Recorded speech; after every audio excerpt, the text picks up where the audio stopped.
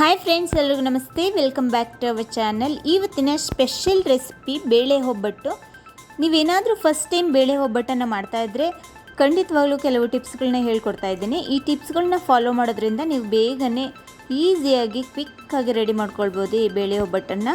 ಯಾವ ರೀತಿ ಮಾಡೋದು ಅಂತ ಹೇಳ್ಕೊಡ್ತಾ ಇದ್ದೀನಿ, ಬನ್ನಿ ನೋಡೋಣ. ನಾವು ಒಬ್ಬಟ್ಟನ್ನು ರೆಡಿ ಮಾಡಲಿಕ್ಕೆ ಕಣಕವನ್ನು ಫಸ್ಟ್ ರೆಡಿ ಮಾಡ್ಕೊಬೇಕಾಗುತ್ತೆ. ಅದರಿಂದಾಗಿ ನಾನು ಒಂದು ಬೌಲಿಗೆ 1 ಕಪ್ ಆಗುವಷ್ಟು ಮೈದಾನ ಹಾಕ್ಕೊಂಡಿದ್ದೀನಿ. ಹಾಗೆ 1 ಟೇಬಲ್ ಸ್ಪೂನ್ ಆಗುವಷ್ಟು ಚಿರೋಟಿ ರವೆ, ಸ್ವಲ್ಪ ಉಪ್ಪನ್ನು ಸೇರಿಸ್ಕೊತಾ ಇದ್ದೀನಿ. ಹಾಗೆ ಸ್ವಲ್ಪ ಅರಿಶಿನ ಪುಡಿಯನ್ನು ಸೇರಿಸ್ಕೊತಾ ಇದ್ದೀನಿ. ಇಷ್ಟಾದಮೇಲೆ ಸ್ವಲ್ಪ ನೀರನ್ನು ಹಾಕ್ಕೊತಾ ಕಲಿಸ್ಕೊತಾ ಬರಬೇಕು. ನೋಡಿ, ನಾವು ಚಪಾತಿ ಹಿಟ್ಟನ್ನು ಹೇಗೆ ಕಲಿಸ್ಕೊತೀವೋ ಅದೇ ರೀತಿ ಕಲಿಸ್ಕೊಬೇಕು.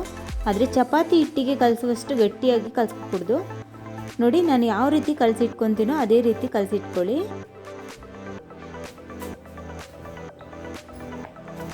ನೋಡಿ, ಸ್ವಲ್ಪ ನೀರು ಹಾಕ್ಕೊತ ಕಲಿಸ್ಕೊಂಬರ್ಬೇಕು. ನೋಡಿ, ಇಷ್ಟು ನಾದ್ಕೊತಾ ಬರಬೇಕು, ಕೈಗೆ ಅಂಟಬೇಕು. ಇಲ್ಲಿವರೆಗೆ ನಾದ್ಕೊತಾ ಬನ್ನಿ, ಇದು ಪರ್ಫೆಕ್ಟಾಗಿದೆ. ಈಗ ನಾನು ಸ್ವಲ್ಪ ಆಯಿಲನ್ನು ಹಾಕ್ಕೊತ ಚೆನ್ನಾಗಿ ನಾದ್ಕೊತೀನಿ. ಹಿಟ್ಟನ್ನು ನೀಟಾಗಿ ನಾದ್ಕೊಬೇಕಾಗುತ್ತೆ. ಎಷ್ಟು ಚೆನ್ನಾಗಿ ನಾದ್ಕೊತೀವೋ ಅಷ್ಟು ಚೆನ್ನಾಗಿ ಒಬ್ಬಟ್ಟು ಬರುತ್ತೆ. ನೋಡಿ, ನಾನು ಚೆನ್ನಾಗಿ ನಾದ್ಕೊಂಡದ್ದಾಗಿದೆ. ಈಗ 1 ಟೇಬಲ್ ಸ್ಪೂನ್ ಆಗುವಷ್ಟು ಆಯಿಲನ್ನು ಇದ್ರ ಮೇಲೆ ಹಾಕ್ಕೊತಾ ಇದ್ದೀನಿ.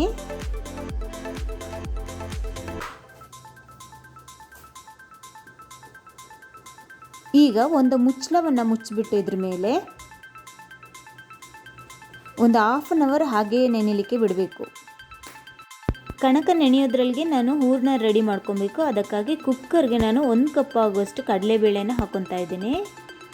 ಇದಕ್ಕೆ ಸ್ವಲ್ಪ ನೀರನ್ನು ಸೇರಿಸ್ಕೊಬೇಕು. ಈ ಕಡಲೆಬೇಳೆನ ನಾನು 1 ಅವರ್ ನೆನೆಸಿಕೊಂಡಿದ್ದೆ, ಇದನ್ನು ಇಲ್ಲಿ ಸೇರಿಸ್ಕೊಂಡಿದ್ದೀನಿ.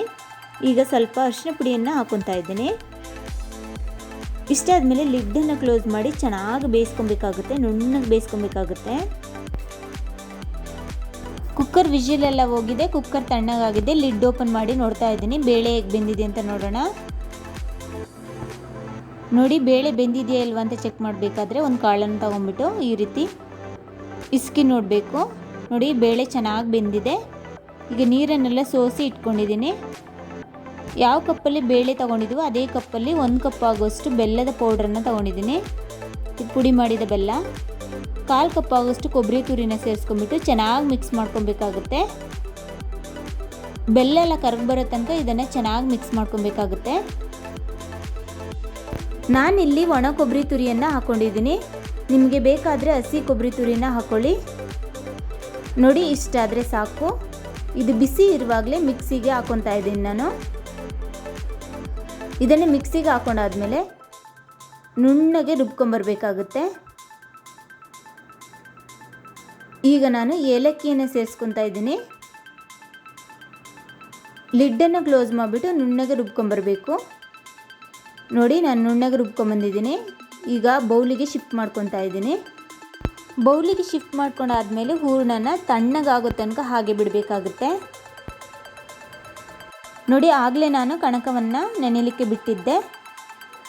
ಈಗ ಚೆನ್ನಾಗಿ ನೆನೆ ಬಂದಿದೆ. ½ ಅನ್ ಅವರ್ ಆಗಿದೆ, ಚೆನ್ನಾಗಿ ನೆನೆ ಬಂದಿದೆ. ನೋಡಿ ಎಷ್ಟು ಸಾಫ್ಟಾಗಿ ಬಂದಿದೆ ಅಂತ. ನೋಡಿ, ಈ ಅದಕ್ಕೆ ಇರಬೇಕು. ಇದು ಪರ್ಫೆಕ್ಟಾಗಿದೆ. ಈಗ ಚಿಕ್ಕ ಉಂಡೆಗಳನ್ನಾಗಿ ಮಾಡಿ ಇಟ್ಕೊತಾ ಇದ್ದೀನಿ. ಈ ರೀತಿ ಚಿಕ್ಕ ಉಂಡೆಗಳನ್ನಾಗಿ ಮಾಡಿಟ್ಕೊಬೇಕಾಗುತ್ತೆ.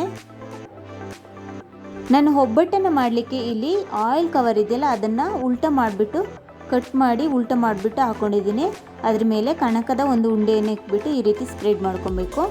ಅದಾದಮೇಲೆ ಒಂದು ಹೂರಣದ ಉಂಡೆಯನ್ನು ಈ ರೀತಿ ಮಧ್ಯದಲ್ಲಿ ಇಟ್ಕೊಬೇಕಾಗುತ್ತೆ.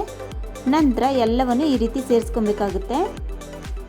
ಹಿಟ್ಟನ್ನೆಲ್ಲ ಈ ರೀತಿ ಸೇರಿಸ್ಕೊಬೇಕು. ಕಣಕದ ಹಿಟ್ಟನ್ನೆಲ್ಲ ಈ ರೀತಿ ಸೇರಿಸ್ಕೊಬೇಕಾಗುತ್ತೆ. ಇದಾದಮೇಲೆ ಎಕ್ಸ್ಟ್ರಾ ಏನಿದೆ ಅದನ್ನು ತೆಗೆದುಬಿಡಬೇಕು. ನೋಡಿ, ಉಂಡೆ ರೀತಿ ಆಗಿದೆ. ಈಗ ಇದ್ರ ಮೇಲೆ ಆಯಿಲನ್ನು ಸವರ್ಕೊಂಡ್ಬಿಟ್ಟು ಉಲ್ಟಾ ತಿರುಗಿಸಿ ಹಾಕೊಂಡ್ಬಿಟ್ಟು ಇದ್ರ ಮೇಲೆ ಕೂಡ ಆಯಿಲನ್ನು ಸವರ್ಕೊಂಡ್ಬಿಟ್ಟು ತಟ್ಕೊತಾ ಬರಬೇಕು. ಈ ರೀತಿ ನಿಧಾನಕ್ಕೆ ತಟ್ಕೊತಾ ಬರಬೇಕಾಗುತ್ತೆ. ಈ ರೀತಿ ತಟ್ತಾ ಇದ್ದಂಗೆ ಇದು ಎಕ್ಸ್ಪೆಂಡ್ ಆಗ್ತಾ ಹೋಗುತ್ತೆ. ನಮಗೆ ಎಷ್ಟು ಅಗಲ ಬೇಕೋ ಅಷ್ಟು ಅಗಲ ಕೂಡ ನಾವು ಮಾಡ್ಕೊಬೋದು. ಈ ರೀತಿ ಸ್ಪ್ರೆಡ್ ಮಾಡ್ಕೊತಾ ಹೋಗಬೇಕು. ನಮಗೆ ಎಷ್ಟು ತೆಳುವಾಗಬೇಕೋ ಅಷ್ಟು ತೆಳುವಾಗಿ ಮಾಡ್ಕೊಬೋದು ಇದನ್ನು. ನೋಡಿ, ಈ ರೀತಿ ಎಕ್ಸ್ಪೆಂಡ್ ಆಗ್ತಾ ಹೋಗುತ್ತೆ. ಎಷ್ಟು ನೀಟಾಗಿ ಬರ್ತಾ ಇದೆ ನೋಡಿ. ಇದು ಆಗಿದೆ.